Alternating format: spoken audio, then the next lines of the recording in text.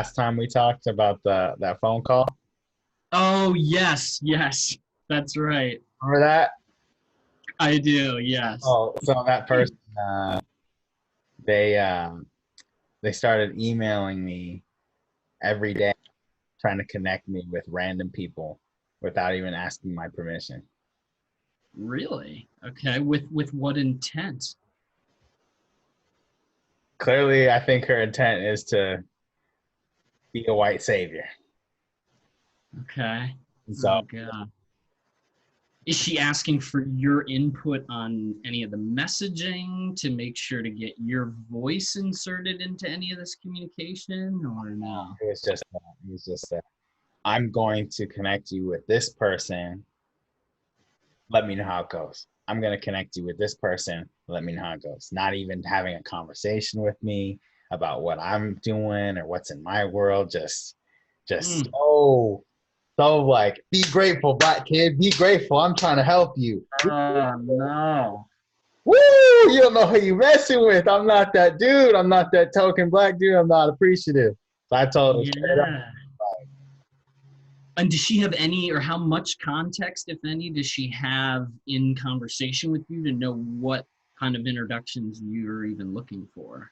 Yeah, the thing, our conversation was, she mentioned on the phone that she had one person she wanted to connect me with, and I agreed to that one person. I said, "We'll see Okay. how it goes," and I'm open to a conversation, but at this point, I'm not really committing to anything, and I'll just check out the email when it comes through. Okay. Cool. And then it started being this hitting me up every day, sending Mm. random people without even talking to me about like what I'm doing or any of that. And then she also sent this email about an apology, talking about that whole Huh. thing on her website about the black. Um, I'm sorry. I thought about what you said about not supporting Black Lives Matter on my website, and that's low hanging fruit. So I'm gonna change that on my website. Oh, now you're gonna change. Oh, okay. So you Mm. think I'm dumb enough to? Okay, I see what this is now. So you think I'm just okay? Okay, I get what you're doing here. So it was just messy. It was like Uh, your intentions are not pure, no. and so I just told her straight up. I was like, uh, don't contact me ever again. Wow. How did she receive that? Didn't reply. Okay. That's the first Mm. that man. I've connected with thousands of people, and that's the first time anybody's ever done something like that. Mm. So I'm sorry about that. That sucks that you had to deal with that and may still have to, depending on what she does. Hopefully it's over and you don't have to waste any more headspace on it. yeah, yeah, that was pretty wild, man. Ugh, that's How do you feel about that? Like as a white person, seeing people, seeing someone's angle like that. Like, what does that make you feel? um when, like, if I see a colleague or I see someone as a white person do, Who do that to a black well, I person? mean, first off it makes me embarrassed to share the color of skin with that individual, and that I and frankly, and it humbles me, I think, a bit too, knowing that I things like that in the past unknowingly, Mhm. and that I have probably perpetrated, you know, ridiculousness, just disrespect like that in the past. Just knowing that I've been around 40 years, Yeah, and far more likely than not, I have messed up along the way, in personal and or professional context. So I mean, I feel a degree of sympathy for that person, but I mainly feel embarrassment and some degree of shame, I think, around how unfortunate. So, I mean, here's something that I'm thinking of. I don't want to get too far off track, but we were there was a group of us in kind of the spiritual community, the church community that I'm a part of on the west side of Chicago. And one of our white leaders was talking through the narrative of racial hierarchy that this guy, Brian Stevenson, talks about, where essentially one's proximity, the way that our world, or at least our country in so many ways is set up, is that the proximity that any given individual has to whiteness is what makes them that much more up this way, that much more deserving of this, that, or the other thing, where one's proximity to blackness and darker is that there's just this clear hierarchy that exists within our culture. We see it within our Constitution, the way in which Africans are referenced, and the way in which, you know, Indigenous folks are referenced. Anyway, as he's walking through some of his journey on this, he decides to show that video. I don't know if you remember, there was this study that Anderson Cooper on CNN revisited it recently. I don't remember the exact date, but it was basically on these kids back in the 1940s of all different color skin. They were given these 5 dolls that were all exactly the same stitching, the same material, same everything, but the color was from darkest up to lightest. Right. So yeah, so you're nodding, so you know. Well, anyway, what he did was then show a more recent version of it, where this just sweet, precious 4-year-old, this African-American girl, was interviewed, and it was somewhat in a vacuum, but it was basically like, honey, you know, who do you think is the ugliest in this group of 5 dolls? And she said, well, this one. And it was the darkest skin colored doll. Wow. And then, who do you think is the prettiest? And it was the lightest skin colored doll. And anyway, they showed that video, that this particular white individual, he had cleared it with some of the rest of the BIPOC community of folks in leadership, but I just don't think he had done it carefully enough. And then he, because it was so impactful for him as a white guy, he showed it again. Wow. Anyway, in the hours following that particular gathering, many members of our community, Black folks, members of our community, wrote emails, texts, phone calls saying, hey, that was not okay. Like, that was not okay at all. Like, that is very re-traumatizing and is highly insensitive. You know, what you're doing is you're trying to challenge white people or just any non-Black person. And we get that that's a good thing overall. We wouldn't be a part of this community if we didn't think that, generally speaking, that was good. But as you're seeking to address them and then even provide some care for them at the end of your talk of like, hey, you know, we're not all just supposed to go out and kill ourselves as white people because we're horrible. You know, we want to try to be transformed and seek growth here. It's like, basically you released, you know, us as Black folks to essentially just kind of go about the rest of our day and the rest of our week And the white without having comfort, their fragility. exactly, not taking into account that the wounds that are just ripped open as a result of that. And some people even had some really negative feedback. And he broke down and was just, he then went to our, just sat down with the leadership team, which is a mix of kind of Black, brown, Asian, different types within Asian. Anyway, and he said, hey, clearly I've made a bit of a mess of things here. And they lovingly communicated like, yes, you have. And this is what we need to do. And then, you know, I don't need to get in the rest of it, but steps were taken to apologize and seek to be reconciled to these folks. But I look at that and I think this, even folks who are as well-meaning as this leader, this white leader within our spiritual community, make mistakes like that. And I can even think back to a few examples where I've, you know, well-intentioned for the most part, but just said stupid things or failed to say certain things, or just body language even where I have, where I've just fully missed the point on certain things. So it's exactly the convo we needed to have, because see, you're the type of person that can have this honest convo, mm-hmm. right? And so what that makes me wonder is, as a white person in your position right now, there's this movement, right? Like the Robin DiAngelo's, the Tim Wise, and then some Mm-hmm. people will look at that and say, well, can there even be the perfect ally? Is that even, Mm-hmm. can there be Yeah. perfect brown ally, black ally? Like there's so many combos. So it makes me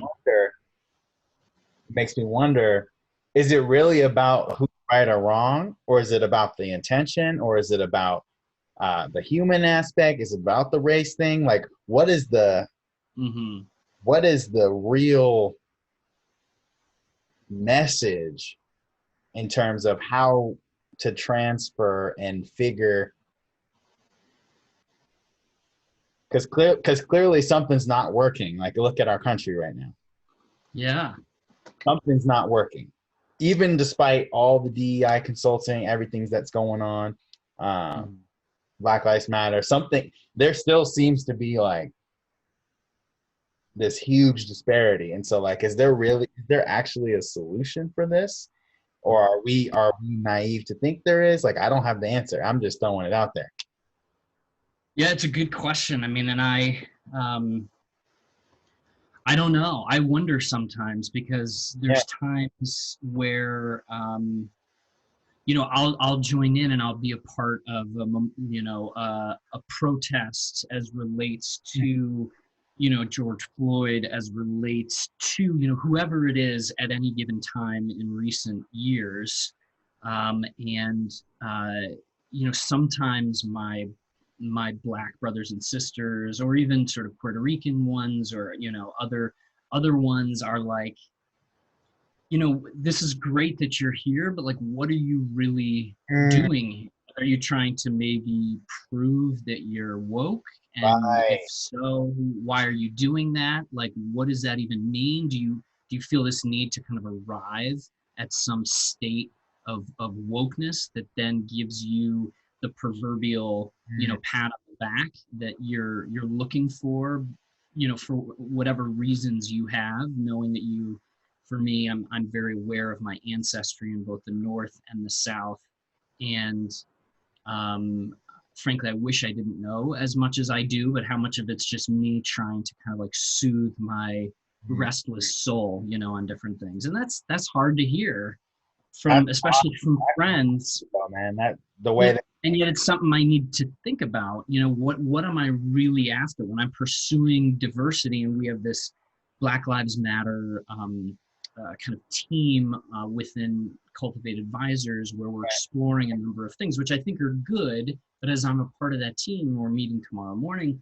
Like, what are we really getting at? And if we do really build our diversity, get up above the percentage that we're looking to get in terms of diversity, is it really going to be successful, or are we going to fail like so many other diversity programs have, where we think we've arrived, Yeah. and then we kind of hang out there, but then as the BIPOC folks fill up the ranks within our organization, are they left to feel like, well, hey, you got us here now, so are you willing to actually look at the deeper, darker, very real issues that still exist within the culture of this company and within the city of Chicago, et cetera, et cetera? Or are we just going to be like patting ourselves on the back that we've got our diversity numbers up, whatever that may be? So I question sometimes if I or other white people, how much we really can be allies, and how effective we actually are, how much we need to just step away, step off to the sidelines. I don't know. Yeah. I think when I think of that, I say, there's also this element of like demonizing, as a white person, feeling like you need to demonize other white people, which I know is an even deeper layer of guilt. Mm-hmm. And Yeah. like, look at me, black friend, I called out this white person, right? And Mm-hmm. there's like this other element of, an honest question that you would then have to ask, you know, it's like, well, then what is the Mhm. what is real ally? What is that? And I think Mhm. from my lens, like the Yeah. people in my personal life, like I gravitate towards people like you who are just willing to have the conversation without judging. Because like you're not sitting here going like, oh, Kevin thinks he's almighty, he's gonna tell me what to do. Mhm. You know, he has all the answers, he's woke as hell. No. Mhm. I just want to be in a safe place to express the thoughts and the feelings. Mhm. And I think if more people felt that way, less the severity and the consequences would start being less so severe. Because right now, even Mhm. a simple conversation will get somebody shot or killed. Yeah. Even a simple like imagine if somebody was imagine a rogue police officer trying to have a conversation this with a black person. Mhm. But imagine trying to have that conversation while they're right in the middle of duty with their I was going to say in uniform. I'm in trying to uniform, imagine arguing that. with their voice, right? Mhm. You know, like that. It's just triggering on both sides, and it's like, Mhm. you know, Yeah.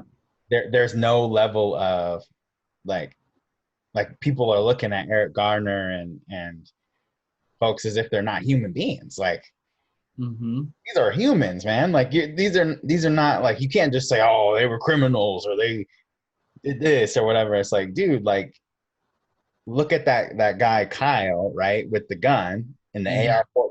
Like, just look at how different it is. Y'all was cool with letting this dude rock around with the huge weapon. Y'all are cool with that, but you're Right. cool with somebody running? Really? Right. Really? Like whatever the situation was, that is not equal. Right. No, I'm always condemned. you're totally right. You feel like you need to protect yourself in a white neighborhood because of the 25-year-old black man, just Right. running along, and so you take the law into your own hands, and not until months pass, and not until you get like a good set of camera shots of it does it really become anything. Yeah. Yeah. No, you're right. I mean, Woo. I wish there could be more.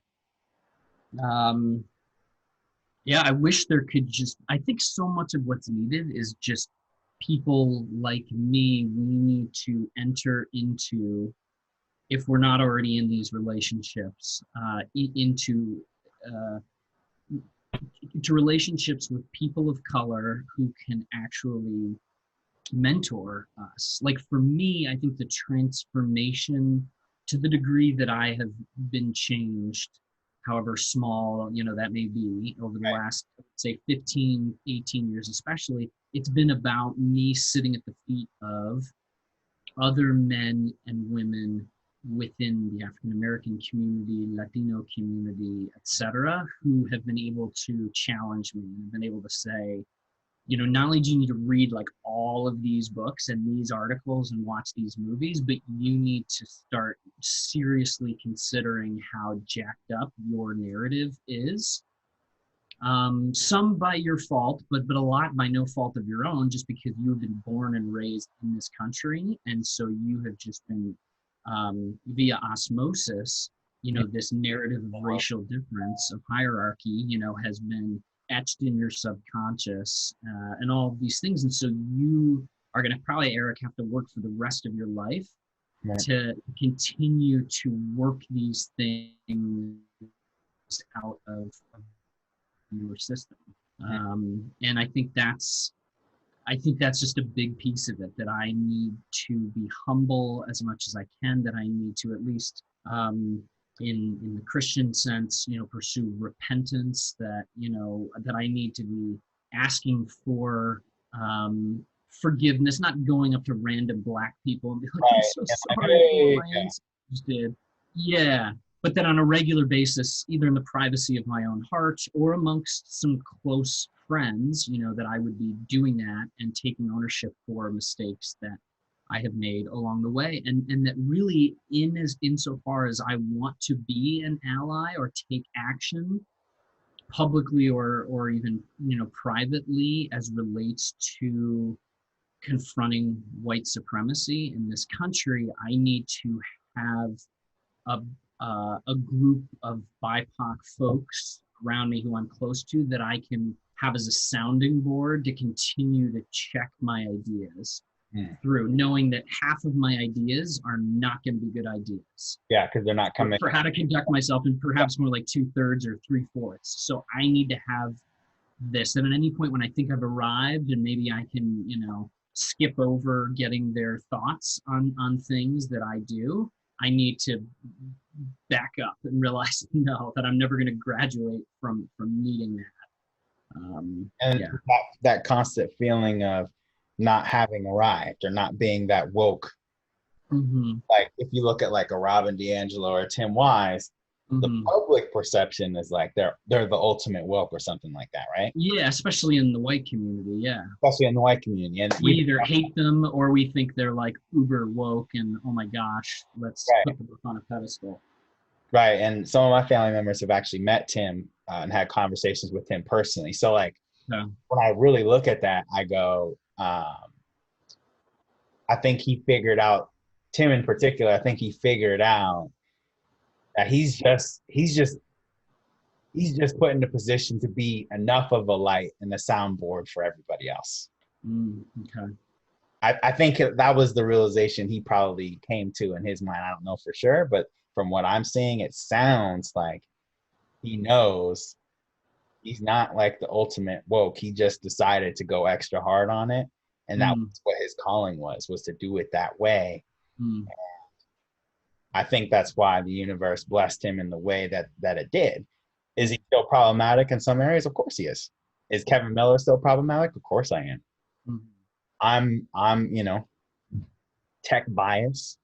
I'm 26, right? Of course I have things that make me not the DEI guru, right? And so I think he was honest enough with himself to be, I got catapulted to here, right? And some of my Black and brown counterpart DEI consultants that do what I do are still here. How can I continue to equitably pull them up with me? Because he knows deep down, because he's white, he will be respected and listened to more so. Yeah. He understands that. And so again, it goes back to like, is there really a perfect all the way woke ally? No, but I mean, I think the good that Tim has done in his life has certainly outweighed the negative by a lot. Yeah. And I think that's what it's all about. That's encouraging to hear you say. Yeah, and I would fully agree. He obviously and other folks like him need to just be careful in terms of how they leverage the social power, the social capital equity that's been developed along the way, and even just that comes with the color of his skin, to make sure to just not to misleverage or misappropriate the use of power, because I think that can be one of the biggest problems for white folks who do begin to make some progress and start to get it in whatever professional or personal situation they're in, right? Yeah. Is to make sure that there's not an abuse of that.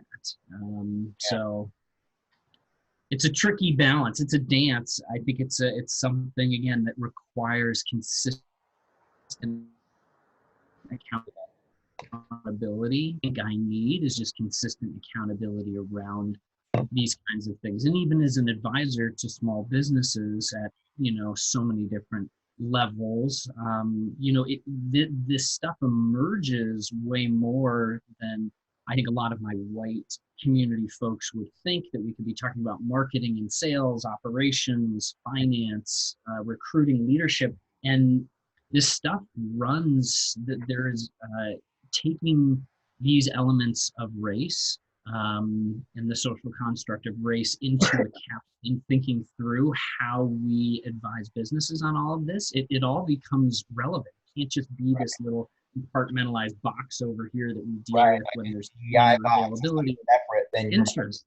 your sales. Yeah, it needs to be fully pervasive within the management of any organization and of any individual life. We need to think about how this is interwoven into all aspects. Yeah. So I am still very much, I think, on the early end of realizing that and growing to understand that, and hopefully to make fewer and fewer mistakes or have fewer and fewer misses on that. But that's why I think what you're doing, or what a lot of the folks that I know in that space, and that in that space are doing, is just so important. Right. Yeah, as I maybe mentioned earlier this summer, and my wife put together this amazing video presentation of all these folks I've known maybe as few as just 3 to 5 years, and other people that I've known for 30 years, and just saying kind things. And that really the most meaningful one was this really good friend of mine, Brandon, who was not all like, "Oh, I love you, you're amazing, you're just great," but him as an African American guy who's virtually the same age as me, who just said, "Hey, you know what?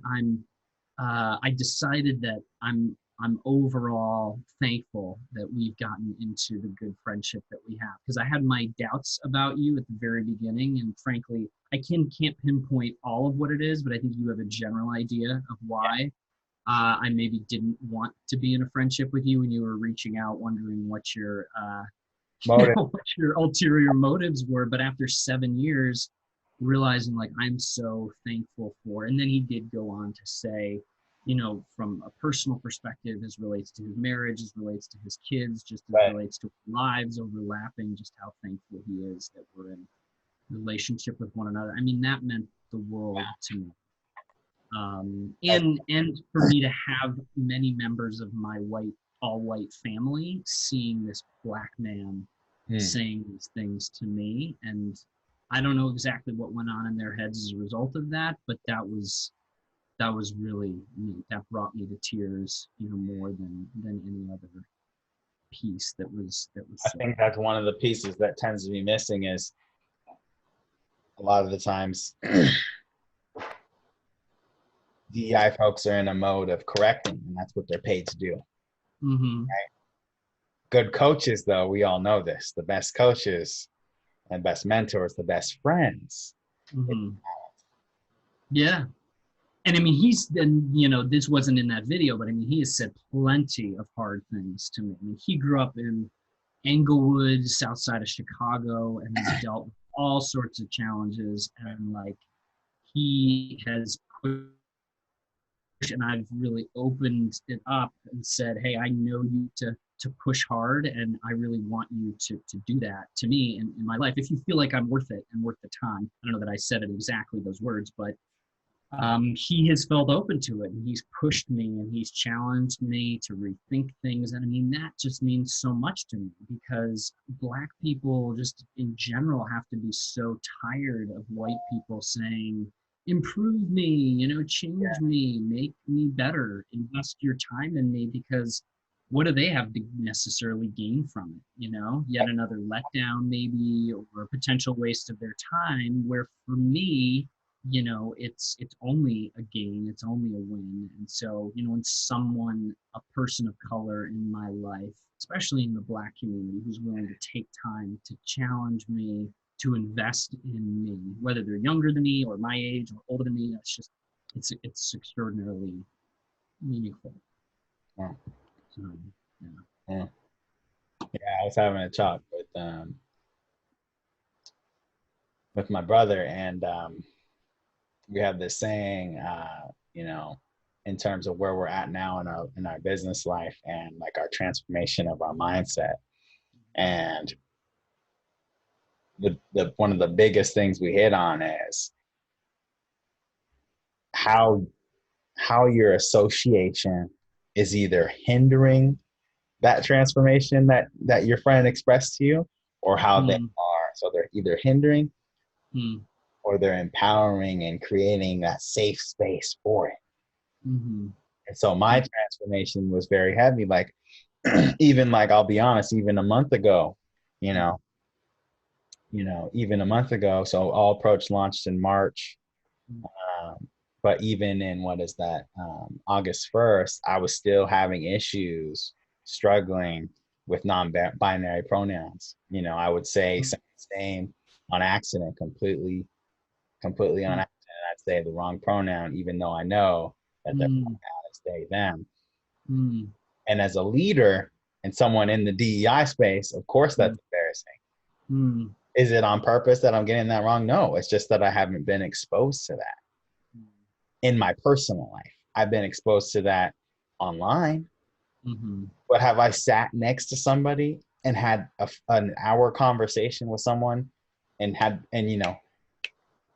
the pronoun switch right there? Yeah. I haven't ever been tested like that.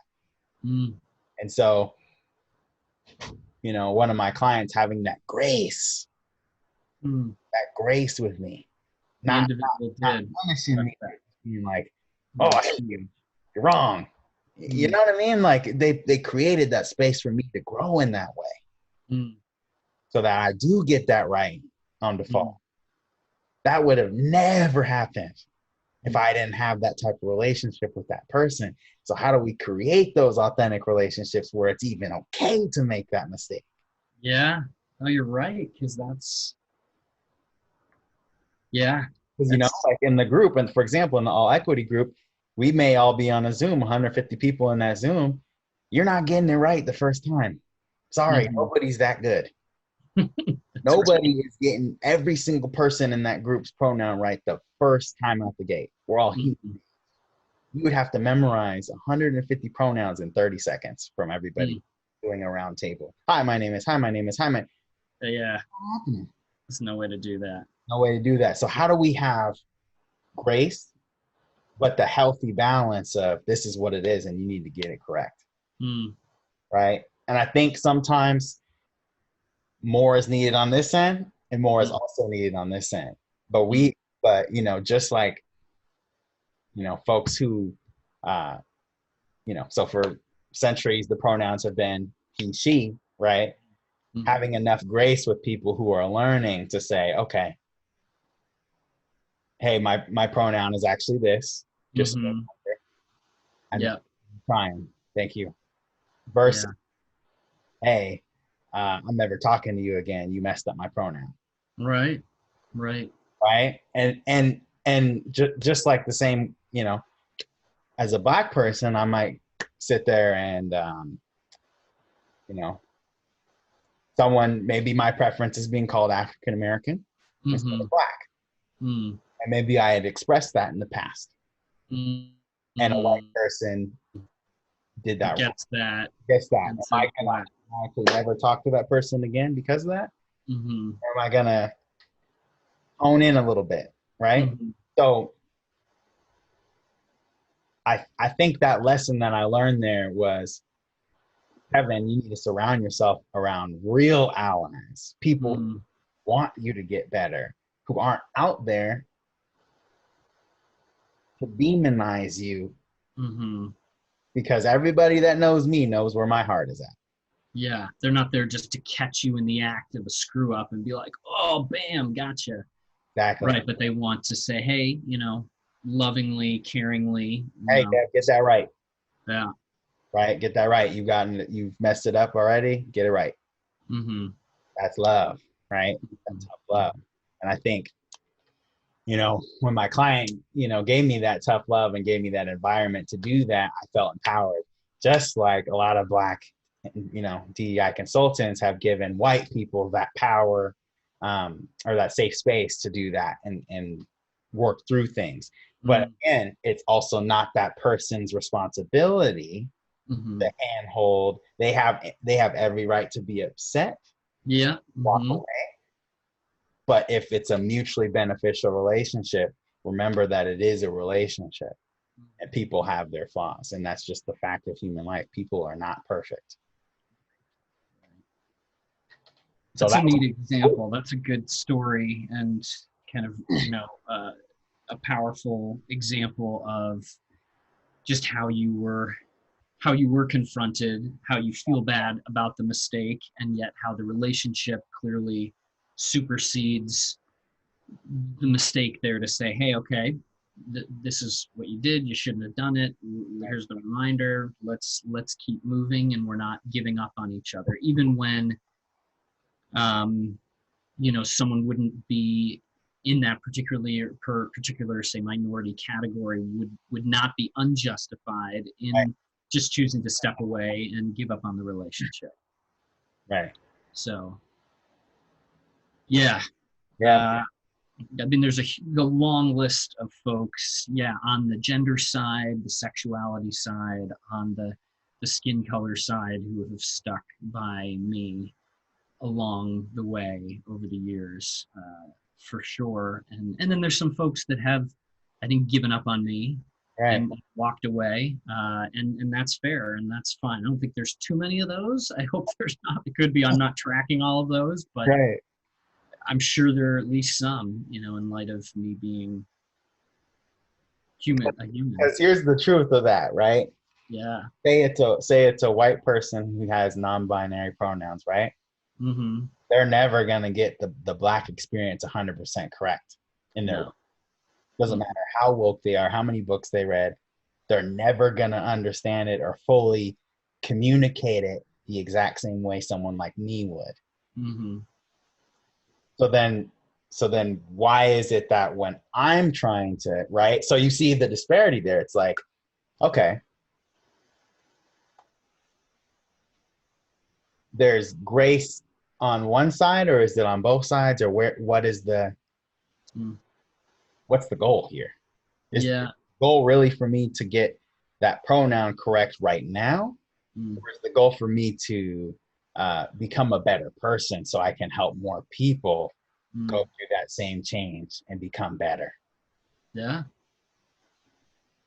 And hopefully the latter. And that's the goal for long-term growth and transformation in your life and anyone who's on that side of the dialogue when these thousands of conversations are taking place or engagements are taking place in any given day.